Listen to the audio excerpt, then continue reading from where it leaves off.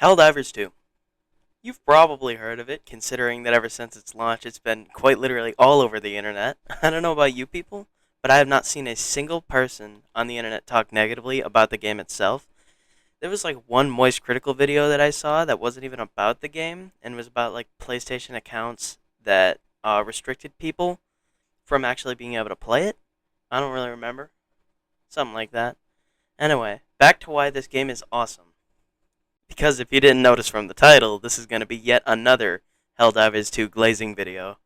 To give some clarity on the structure of this video, it's pretty much just going to be a list of things I love about Helldivers 2. Before we begin, obligatory, I have never actually played the original Helldivers. But I don't know of anyone who actually has, because it appears much less popular than Helldivers 2 anyway. It looks like it's just an RTS style version of Helldivers 2.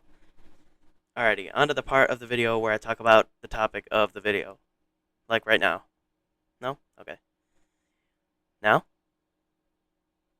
Alright, right now. So basically, this game is just America if it took over the world and became what is essentially a fascist government. I mean managed democracy where you can live freely and peacefully right here on Super Earth. And in the game series, Super Earth is just Earth, but ultra-militaristic and imperialistic. Speaking of Super Earth, this is a part where I give a brief description of the three main factions so that I don't have to later.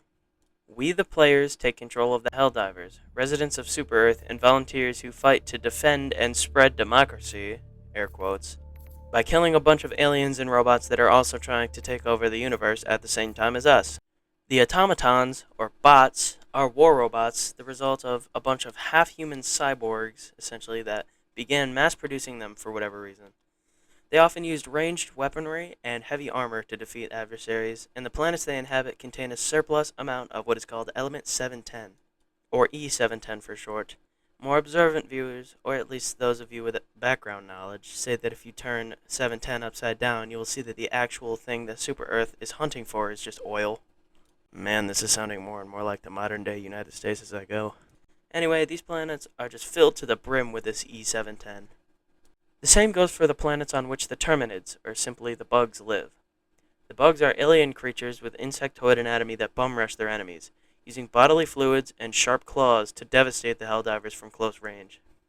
They work sort of like a hive mind, smaller bugs attacking in hordes to protect the larger ones, which use ranged acid attacks and the such to melt away their prey. The crazy part of this game is that it's not just a fun, gore-filled third-person shooter with super awesome mechanics. It's a real war. Well, real in the sense that the player's actions affect the game's galactic war. I won't go into too much detail, because I don't want to, but every mission completed is progress towards liberating these planets, taking them over and spreading the idea of managed democracy. Now on to the general gameplay. The player carries a primary and secondary weapon, and a limited supply of hand grenades and stim shots. Grenades are often used to blow up enemy spawns or slow enemy advance, and primary and secondary weapons are what you use most when you're fighting the enemies. However, if you are watching any of the gameplay on screen, you may have noticed me calling in a multitude of different things which drop from low orbit. These are called stratagems. These are what you're going to want to use if you want an upgrade in your firepower or a simple resupply, or to destroy any chance of life forming after you're done with the mission.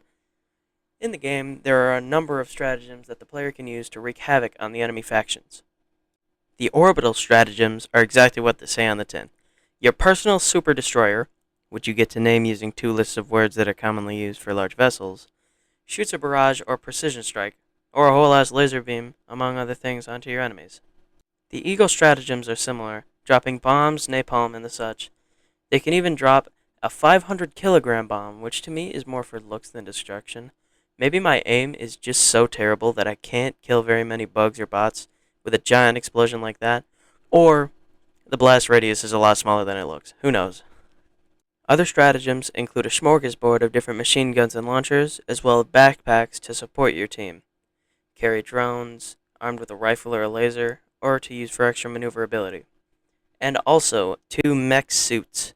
They don't really feel as tanky as they should and run out of ammunition rather quickly, but still, they're walking armored suits. What's not to love about them? Now that we have the basic outline of the gameplay settled, there are a number of things which I really enjoy about this game that you don't really get often in others.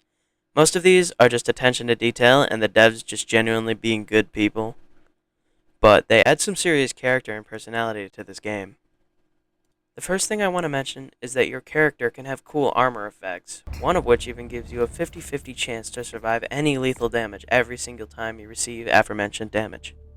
Another really cool thing is that you can change the firing mode of your gun, specifically being able to change the fire rate on any machine gun support weapon. You could lower it to preserve ammunition and reduce recoil at the cost of power, or you can raise the fire rate to decimate anything in front of you at the cost of being pretty much incapable of controlling where the weapon fires, as your aim gets tugged upwards to infinity and beyond. I'm also that the devs added emotes to this game that the character can do, a large number of them letting the player hug, high five, or fist bump each other. Speaking of emotes, this game does have pretty good microtransactions, better than most other games. Despite having an in-game currency, which is harder to come by and easier to just pay for, it doesn't thrust these microtransactions down the player's throat. It's pretty easy to acquire enough super credits in a couple hours of gameplay and buy whatever's in the superstore, and not much of this game is pay to win. The only pay to win aspect of this game is the premium war bonds, which you get by buying the Super Citizen bundle, which I think is fine. It's not that big of a deal. Additionally, when calling in any stratagem, even one that isn't meant to kill, can still be lethal, if you use them right, or wrong. When they drop from orbit, they can kill anyone or anything standing underneath, including Helldivers. Actually, a lot of the things in this game, especially the stratagems, are not very player-friendly, as they can very easily friendly fire you to death, and it's funny almost every single time. Another neat thing is that you can have two players hold the same weapon, one firing it, and the other player using the backpack to reload it. These two players will stand together, and movement's a little janky, but it usually works okay. I have no footage of this actually happening because I never got the opportunity to do so, at least not yet, but I think it's a cool feature nonetheless. The last thing that I want to mention is that there are optional objectives and activities to do throughout the map, and the only way to find most of them is to explore.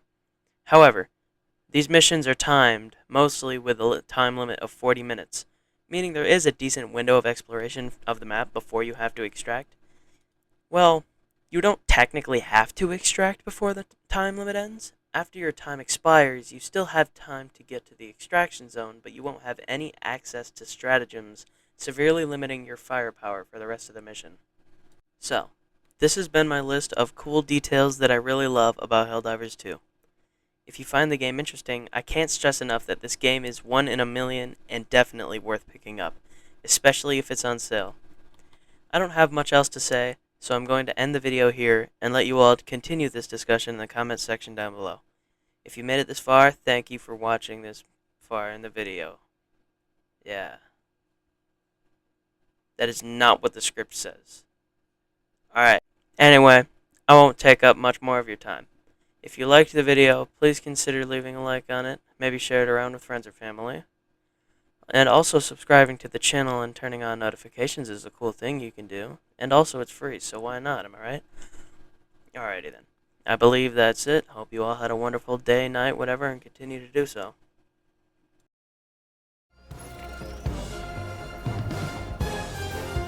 Orbital strike incoming.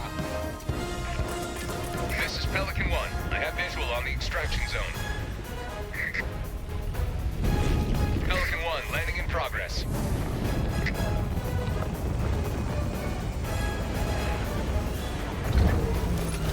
Delivering payload. Extraction complete. Pelican 1 beginning ascent.